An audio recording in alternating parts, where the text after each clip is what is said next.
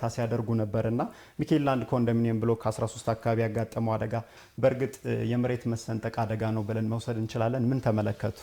ጥሩ አመሰግናለሁ። እንግዲህ አደጋው ሚኬላንድ ኮንዶሚኒየም ብሎክ 13 ጋር ብቻ አይደለም፣ አብሮት አጀሰንት ያለ ሌላ ሚኬላንድ የመጀመሪያና መካከለኛ ደረጃ ትምህርት ቤት አጥርም እንደዚህ በተመሳሳይ መልኩ በተወሰነ መልኩ ጉዳት የደረሰበት አይነት ሁኔታ አለ። ዲአዘር ሳይድ ደግሞ ወረዳ 14 ውስጥም እንደዚህ በተመሳሳይ መልኩ አንድ ቤተ እምነት ግቢ ውስጥ ያለ የመዋለ ህጻናትና መጸዳጃ ቤት ላይ የደረሰ ጉዳት አለ። እንግዲህ ይሄ ጉዳት ምልክት ማሳየት የጀመረው የዛሬ አይ ቲንክ 3 ሳምንት አካባቢ የሚሆን ነው። ነሐሴ 15 አካባቢ ነው ምልክት ማሳየት የጀመረው። በዛ በኮንዶሚኒየሙ ጀርባ የሚሄድ መንገድ አለ። እዛ መንገድ ላይ ክራክ መታየት ነበር የነበረው። አደጋው ምልክት ከታየበት ቀን ጊዜ ጀምሮ የክፍለ ከተማው አመራሮችም በተመሳሳይ መልኩ ደግሞ የክፍለ ከተማው የአደጋ ስጋት ስራ አመራር ኮሚሽን ኃላፊዎችና ሰራተኞች በየቀኑ እየሄዱ ትሬንዱ ምንድነው የሚለውን ነገር የመከታተል ስራ ተሰርቷል። ከዛም ባለፈ ደግሞ ይህ አደጋ ምን ያህል ሲሪየስ አደጋ ያመጣል የሚለውንም ነገር ደግሞ አሴስ ማድረግ እንዲቻል አዲስ አበባ ዩኒቨርሲቲ የጂኦሎጂ ሳይንስ ትምህርት ክፍል ምሁራን በቦታው ተገኝተው የተለያዩ መረጃዎችን ወስደዋል። እንግዲህ መጀመሪያ ሲጀምር የነበረው የመሬት መሰንጠቅ ነበረ የነበረው። በኋላ ላይ ግን የክረምቱ ዝናብ በተለይም ከነሐሴ አጋማሽ ወዲህ በጣም ከፍተኛ የሆነ የዝናብ መጠን ያለው። ይሄ ከፍተኛ የዝናብ መጠን ደግሞ አፈሩ በጣም ከፍተኛ የውሃ መጠን በሚይዝበት ጊዜ ልል የመሆንና ከታች ያለውም ስትራታ በተመሳሳይ መልኩ ዊክ በመሆኑ ምክንያት ወደ መስመጥ ከዛም ደግሞ በታችኛው የወንዙ ክፍል ደግሞ የመሸርሸር አደጋ እና ስላይድ የማደግ አደጋ እንደደረሰ ማየት ችለናል። እንግዲህ መንስኤውን በምናይበት ጊዜ እንግዲህ ይሄ ወንዝ ምንለው እዛ አካባቢ ያለው ወንዝ በጣም ከፍተኛ ተዳፋት ቦታ የነበረ ቦታ ነው። እንደገና የሚነሳበትንም በምናይበት ጊዜ ከጉለሌ ቦታኒካል ጋርደን ጀምሮ ካችመንት እየሰበሰበ የሚመጣ ኤሪያ ነው። ከዛም ባሻገር እንግዲህ እዚህ አካባቢ ላይ የሚኬላንድ ኮንዶሚኒየም በሚሰራበት ጊዜ ወደ 123 ብሎክ አካባቢ የሚጠጋ ነው። አብዛኛው ከዛ የሚወጣ የነበረው የተቆፈረ አፈር ምልስ የነበረበት አካባቢ በመሆኑ ምክንያት ከዛ መንገዱን በሚሰራበት ጊዜ ያንን ታሳቢ ያላደረገ ድሬኔጅ ስትራክቸርስ በመኖራቸው ምክንያት ከአካባቢውም ከሚመጣው ካችመንት የሚመጣው ውሃ በጣም ከፍተኛ በመሆኑ ምክንያትና ፕሮፐርሊ ማኔጅድ ያልሆነ በመሆኑ ምክንያት ያ የመሬት መሰንጠቅ አሁን ወደ መሬት መስመጥ ከዛም ደግሞ በታችኛው የወንዝ ተፋሰስ ክፍልም እንደዚህ በተመሳሳይ መልኩ መንሸራተት ያመጣ መሆኑን መመልከት ይቻላል ነው። እንግዲህ ኢንጂነር በነዋሪዎቹ ላይ ደግሞ የከፋ ጉዳት እንዳይደርስ የቅድመ መከላከል ጥንቃቄ ስራዎች ላይስ ምን ነገሮች እየተሰሩ ነው?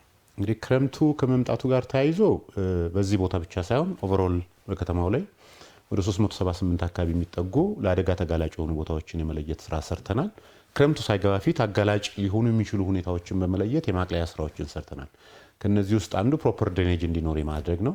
ድሬኔጅ ባለባቸውን ቦታዎችም እንደዚሁ በተመሳሳይ መልኩ በኮንስትራክሽን ተረፈ ምርትም በቆሻ የሚተዘጉ ዲቾችን የመክፈት ዴን ፕሮፐርሊ ወደ ናቹራል ዋተር ኮርስ ውሃዎች ዲስቻርጅድ እንዲሆኑ የማድረግ ስራ ስንሰራ ቆይተናል። ሌሎችም እንደዚህ በተመሳሳይ መልኩ ያው ዝናብ ከመምጣቱ ጋር ተያይዞ መሬቱም ሉዝ ስለሚሆን የመደርመስ አደጋ ይከሰትባቸዋል በምናስባቸው ቦታዎች ላይ እንደዚህ በተመሳሳይ መልኩ ሪቴኒንግ ዎል የወንዙን ዳርቻ የመጠበቅ ስራ ሰርተናል። በተወሰነ መልኩም በአንዳንድ ቦታዎች ለሲሪየስ የሆነ የአደጋ አቃላጭ ሁኔታ ባለባቸው አካባቢዎችም ነዋሪዎችን ከዛ ቦታ የማንሳትና የማራቅ ስራ ሰርተናል። ከነዚህ ውስጥ አንዱ አንአይደንቲፋይድ የነበረ ቦታ ነው። አሁን ይሄ ሪሰንትሊ እንግዲህ ከነሐሴ አጋማሽ በኋላ የተከሰተው እንግዲህ ይሄ ምልክት ከታየበት ጊዜ ጀምሮ በአካባቢው ከሚኖሩ ነዋሪዎች ጋራ በአጠገቡ ካለው ትምህርት ቤት ጋራ ውይይት አድርገን በተለይም ብሎክ 13 የሚባለው መንገዱ ዳርቻ ላይ ያለው ብሎክ ስለነበር የበለጠ ተጋላጭ የነበረው ነዋሪዎችን የማዋየት ስራ በጊዜያዊነት ከቤት ውስጥ እንዲወጡና እንዲታሸግ የማድረግ ስራ ከዛም ባለፈ ደግሞ በዛ አካባቢ የሰዎችና የተሽከርካሪዎች እንቅስቃሴ እንዳይኖር ቦታውን ኮርዶን የማድረግና ከእንቅስቃሴ መከልከል ስራ ሰርተናል። ይሄ አንዱ ግንዛቤ ማስጨበጥ ስራ ነው። እንግዲህ በቀጣይ ያው ሬሜዲያል ሜጀርስ እንወስዳለን ብለን እናስባለን። የአዲስ አበባ ዩኒቨርሲቲ የጂኦሎጂ ሳይንስ ክፍል ምሁራን መጥተው አጥንተው ዛሬ ሪፖርቱን አቅርበውልናል። በዛ ሪኮሜንዴሽን መሰረት ቀጣይ የማቅለያ እርምጃዎችንም በዘላቂነትም ደግሞ ቦታውን ከአደጋ ስጋት መጠበቅ የሚያስችል ስራ እንሰራለን ብለን ነው የምንጠብቀው። መልካም ኢንጂነር፣ ምናልባት እንግዲህ ትልልቅ ግዙፍ ተቋማት አሉ። በተለይም ደግሞ አደጋውን በተመለከተ አዲስ አበባ ዩኒቨርሲቲን ጨምሮ ያሉት ነገር አለ ወይ? ቀድመውም አንስተውታል። ሌሎች የተነገሩ ነገርስ አለ ወይ? እንግዲህ አንደኛውና ዋነኛው የጥናቱ ያተኮረው አደጋው መንስኤ ምንድነው የሚለውን ነገር የማጥናት ስራ ነው። ከዛ በኋላ ይሄ አደጋ መንስኤው ከታወቀ በኋላ ደግሞ ሊያደርስ የሚችለው ችግር ምንድነው የሚለውን የማጥናት ከዛም ደግሞ ሪኮሜንዴሽንስ እና በአጭር ጊዜ በረጅም ጊዜ ምን መሰራት አለበት የሚለው ሪኮሜንዴሽን የሰጡን። እንግዲህ አደጋውን መንስኤ በምናይበት ጊዜ አንደኛውና ዋነኛው ተደርጎ የተወሰደው ፕሮፐር የሆነ ድሬኔጅ ሲስተም በዛ አካባቢ አለመኖር ነው። እንግዲህ ያ ሳይት ወደ 123 ብሎኮች አካባቢ ያሉት ወደ 4272 አካባቢ የሚጠጉ አባወራዎች የሚኖሩበት አካባቢ ነው። ከዚህ ሁሉ ቦታ ከህንፃ ላይ የሚወርደው የዝናብ ውሃ ሴፍሊ ወደ ናቹራል ወተር ኮርስ መሄድ መቻል አለበት። ብዙዎቹን ተዘዋውረን በምናይበት ጊዜ በእነዚህ በኮንዶሚኒየም ህንፃዎች ዙሪያ ያሉ የጎርፍ ማፍሰሻ ቱቦዎች አብዛኞቹ በአረም፣ በሲልት፣ በተለያየ ቆሻሻ የተደፈኑ በመሆናቸው ምክንያት ከዛ የሚወጣ ውሃ ፕሮፐርሊ ወደ ወንዙ ወይም ደግሞ ባጠገብ ወዳለው የመንገድ መፋሰሻ ድሬንድ አይሆንም። ስለዚህ ምንድነው የሚሆነው? አብዛኛው ውሃ እዛው ኮምፓውንድ ውስጥ ነው የሚሰርገው። ከዛም ባሻገር እንግዲህ ኮንዶሚኒየም በሚሰራበት ጊዜ ቅድም ሳነሳላችሁ እንደነበረው ብዙ የኮንስትራክሽን ተረፈ ምርት የደፋበት አካባቢ ነው። እንግዲህ ጥናቱ አንዱ ያሳየን ነገር ነው ከ8 እስከ 12 ሜትር የሚሆን አዲስ ምልስ አፈር በዛ አካባቢ እንዳለ ነው ያሳየን። ይሄ ምልስ አፈር ደግሞ በናቹራል ኮምፓክሽን በጊዜ ሂደት ኮንሶሊዴት እያደረገ የሚሄድ ከመሆኑ ጋር ተያይዞ ይህንም ያክል ብሎኮች የሚወጣው የውሃ ተፋሰስ ወደዚህ መሬት ስርገት በሚኖርበት ጊዜ ከፍተኛ የሆነ የሰብሰርፌስ አንስቴብል የመሆን ፕሮፐርቲ እንዳሳየ ማየት ችለናል። ሌላኛው እንግዲህ አንዱ መንስኤ ተደርጎ የተወሰደው በቅርብ ጊዜ ደግሞ ጊዜያዊ የሚባሉ ምንጮች 1-3 ቦታዎች ላይ እንትን አድርገዋል። ያ ማለት እንግዲህ ግራውንድ ዋተር በደንብ ሳቹሬት አድርጎ ኤክሰስ የሆነ ውሃ መጠን ነው እንግዲህ ምንጮች የሚወጡት። እነዚህ ምንጮች እንግዲህ በበጋው ይቀጥላሉ አይቀጥሉም የሚለውን እንግዲህ በቀጣይ የምናየው ነው የሚሆነው። ይሄ ማለት በጣም ሳቹሬት የሆነ የውሃ መጠን በመሬት ውስጥ እንዳለ ነው የሚያሳየው።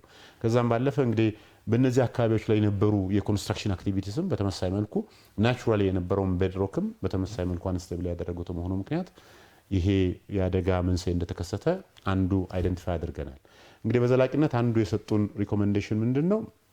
በጊዜያዊነት በዚህ አካባቢ የሚኖሩ ሰዎች የማውጣት ነው። እንግዲህ አሁን አፌክትድ ሆኗል ብለን የምናስበው ያ ኦፍ ኮርስ ስትራክቸራሊ ምንም ያየነው ዳሜጅ የለም፣ ግን ደግሞ አጠገቡ ያሉ ፔቭመንቶች፣ መንገዶች የተደረመሱ መሆናቸው ምክንያት በዚህ ምክንያት ለአደጋ ተጋላጭነት ሁኔታቸው ስለሚጨምር በአንድ ብሎክ ውስጥ የሚኖሩ 29 የዛን ብሎክ ነዋሪዎች ወደ 150 አካባቢ የሚጠጉ ሰዎችን አውጥተናል፣ ቤቶቹንም አሽገናል። እንግዲህ በዘላቂነት እንግዲህ ይህን መፍትሄ እስከምንሰጥ ድረስ ወደ ሌላ ቦታ እነዚህ ሰዎች ሙቭ ማድረግ ይኖርብናል የሚለውን ሪኮሜንዴሽን የሰጡን። እንግዲህ በዘላቂነት ይህን ችግር ለመፍታት አንደኛውና ዋነኛው ተደርጎ የሚወሰደው ኮንትሮልድ የሆነ ድሬኔጅ መኖር መቻል አለበት። ከሆነ ቦታ ይመጣ ጎርፍ በፈለገበት ቦታ ሰርጎ እዛ አካባቢ ያለውን ምልስ አፈር እንደገና አንስቴብል የሚያደርግበትና በታችም ያለውን ስሎፕ ደግሞ በጣም ከፍተኛ መሆኑ ምክንያት እንደገና አንስቴብል አድርጎት የመሬት መደርመስ እንዳይከሰት ማድረግ የሚያስችል በመሬት የሚመጣውን ውሃ ፕሮፐርሊ ማኔጅ አድርጎ ወደ ወንዙ እንዲሄድ የማድረግ ስራ መስራት ይኖርብናል። ከዛም ባለፈ እንግዲህ ዘላቂ መፍትሄ ተደርጎ የሚወሰደው ደግሞ እንግዲህ ወንዙን ከላይኛው ተፋሰስ ጀምሮ በደንብ ፕሮፐርሊ በሪቴኒንግ ዎልስ፣ በእርከኖች፣ በጋቢዮኖች በደንብ ፕሮፐርሊ ሪቴን የማድረግ ከሰው እንቅስቃሴ የጸዳ የማድረግ ፕሮፐር የሆነ ቬጂቴሽን ካቨር እንዲኖር የማድረግ ስራ ካልሰራን በስተቀር የአደጋ ስጋቱ በጣም በከፍተኛ ሁኔታ እየጨመረ ይሄዳል የሚል ሪኮሜንዴሽን ነው የሰጡን። እሱ ሪኮሜንዴሽን ይዘን እንግዲህ ከነገ ጀምሮ መሰረታዊ የሆነ ለውጥ የሚያመጣ እንቅስቃሴ የምንጀምር መሆኑን ነው ማንሳት ፈልገው። በምክትል ከንቲባ ማዕረግ የአዲስ አበባ ከተማ ዋና ስራ አስኪያጅ ኢንጂነር ወንድሙ ሴታ እዚህ ስቱዲዮ ተገኝተው ለሰጡ ማብራሪያ እጅግ አድርገን እናመሰግናለን። መልካም ምሽት ይሁንላችሁ። እኔም በጣም አመሰግናለሁ።